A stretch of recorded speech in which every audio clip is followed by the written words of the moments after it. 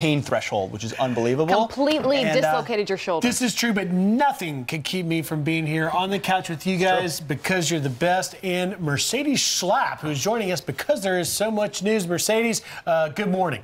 Good morning. I got to sign up all the 5 girls for summer camp, so thanks for reminding me. There you go. We will give you all the tips at the end of this show. Mercedes, just off the top, you were at the White House Correspondents' Dinner last night. Everyone this morning is talking about Michelle Wolf and how at one point she goes after Sarah Huckabee Sanders. I want to play this clip and then obviously want to get your reaction. I'm a little starstruck. I love you as Aunt Lydia on The Handmaid's Tale. Ms. Pence, if you haven't seen it, you would love it. She burns facts, and then she uses that ash to create a perfect smoky eye. Like, maybe she's born with it, maybe it's lies. I'm never really sure what to call Sarah Huckabee Sanders. You know, is it Sarah Sanders? Is it Sarah Huckabee Sanders? Is it Cousin Huckabee? Is it Auntie Huckabee Sanders? Like, what's Uncle Tom but for white women who disappoint other white women? So, Mercedes, totally vile. We can all agree on that. Is this the moment that you walked out of the dinner? Yes, Matt and I stood up at that point. I mean, you just felt as it was coming along, her speech, whether it would be about the abortion jokes or hitting and being very critical of Kellyanne, Ivanka, and then Sarah Sanders, who was up on the stage and just going after Sarah's looks, going after her job, making these false allegations. I mean, it was just so incredibly disrespectful. It was shameful. It was disgusting. And it's why these leftist comedians, that was like her deplorable moment. That's why you start to realize that, you know, the president decided not to go to this dinner. And at the same time, it reminds us all why the president is honed in on these issues. And to go after these women, a woman going after these very talented women, I think was so incredibly offensive, especially when they're going after Sarah's looks and just even her job. I mean, it was something that we were just completely just floored, and that's when we decided we don't want to be part of this. Well, good for you two for taking that stand amidst that, in that packed room of the swamp. Well, somebody who knows a lot about this dinner is our own Ed Henry. He used to be the president of the White House Correspondents Association, hosted that dinner in 2013. He had some powerful comments like yours about what was said at that podium. Listen to Ed earlier in the program. What happened to Sarah Sanders last night was disgusting, and I say that as a former president of the White House Correspondents Association. By the briefing tomorrow, I hope that the White House Correspondents Association, which I'm a card-carrying paid member of still, you guys should put out at least a statement, an apology to Sarah Sanders, who you work with professionally to go after her physical appearance, to say some of the things that happened. It obviously is so far beyond the line that I hope and pray the association apologizes to Sarah Sanders.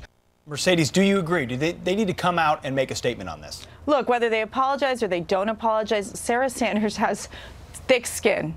You know, she is one tough lady. I'm very honored to work with her and that team. And I have to say, I find it just to be so mean-spirited and disrespectful how she was treated.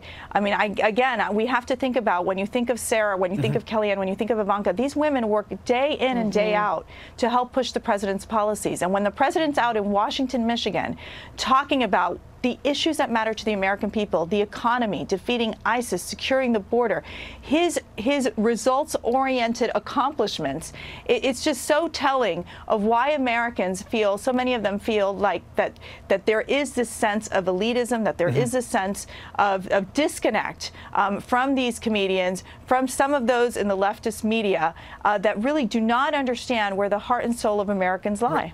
Mercedes, let me ask you, because Ed was also pointing out the fact that Sarah was the invited guest of the Correspondents Association up on that dais. That's why she's there, the invited guest, going in the president's steed, which makes these insults even more damning. Let me ask you this. Should the White House, the president now for the second year said, I'm going to do a rally, I'm not going to be there, I'm not going to dignify him with my appearance. Should the White House begin to start a conversation with the Correspondents Association saying, listen, we're not going to send guests like Sarah Sanders if they're going to be attacked this way? Well, as you know, I mean, the press office, they work so closely with these reporters every day. I mean, Sarah, you know, talks to them.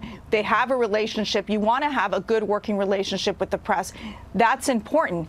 But when you invite a comedian who is going to be so offensive and insult one of your guests of honors right on stage in front of, you know, millions of people, when you're talking about those watching the show, I mean, you just have to really ask yourself if it's worth even going to the event.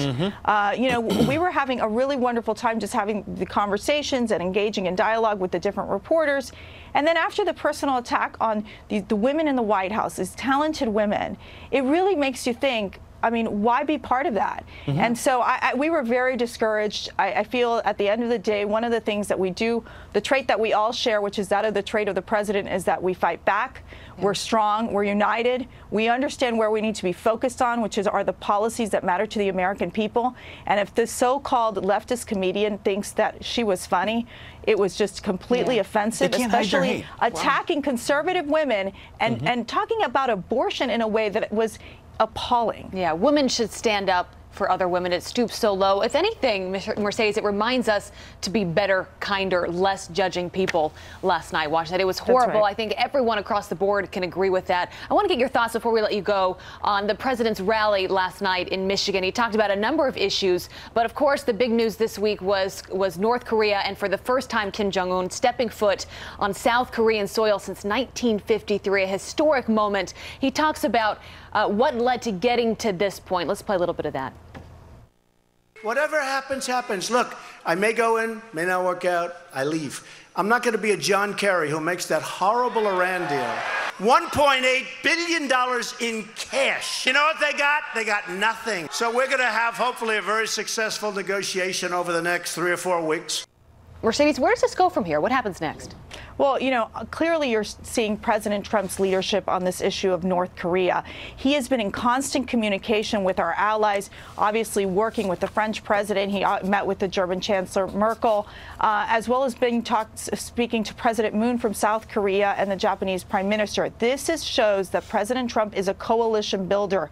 He wants to ensure that we take the necessary steps to have a complete, verifiable, and irreversible denuclearization of the Korean Peninsula. We are starting to see some progress. With that being said, it is going to be the maximum pressure campaign that we will continue to implement to ensure that North Korea moves in that direction. Yes, they have halted in terms of production of a nuclear facility or building of a nuclear facility. Yes, they have stopped missile testing.